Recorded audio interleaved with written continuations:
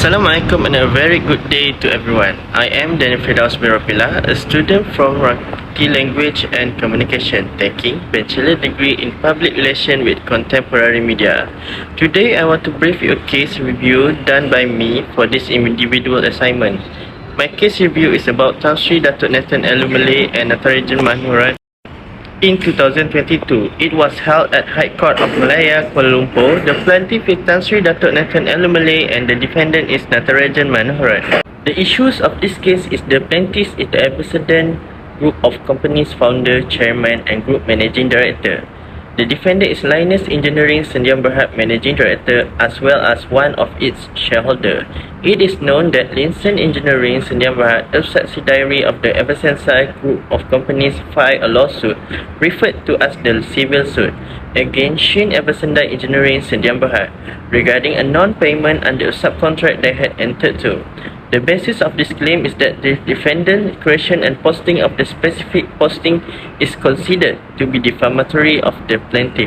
The plaintiff asked the defendant for money damage, a written public apology and an order barring the defendant from ever again writing or publishing anything criticizing about the plaintiff. Now I'm going to explain about the issues. The issue is, first, whether the defendant had published or caused to be published the posting referred to in para 24 of the re-amendment statement of claim, the SOC. Second, whether the partner posting referred to in para 24 of the SOC is publication of and concerning the plaintiff. Third, whether the words complaint of outset in Annexure B of the SOC forming the partner posting are capable of bearing the defamatory meanings pleaded respectively under para 29 of the SOC.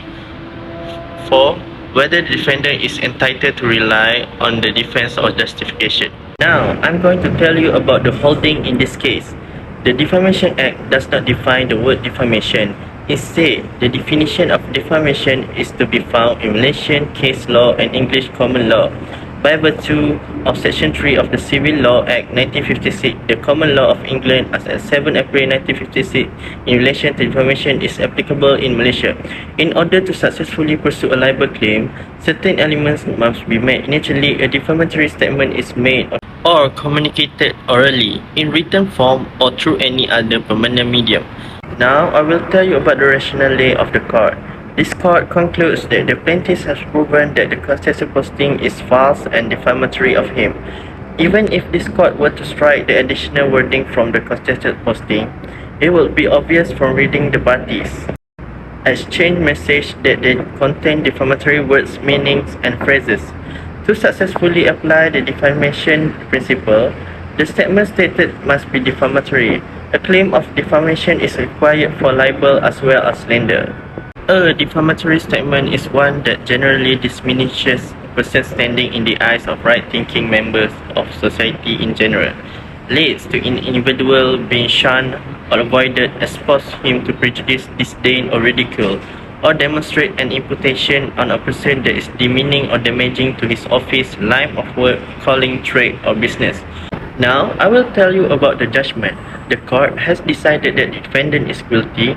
Here is the final judgment of the court. Firstly, the defendant must pay global damage of 200,000 ringgit Malaysia to be paid by the defendant to the plaintiff. Second, interest on damage awarded at the rate of 5% per annum from the date of judgment to the date of full settlement. Third, a full of unequivocal written public retraction and apology to be published by the defendant in the Star in both its print and online edition within 40 days from the date of judgment on terms to be approved by the plaintiff beforehand. Here is my personal comment on this case, or called commentary.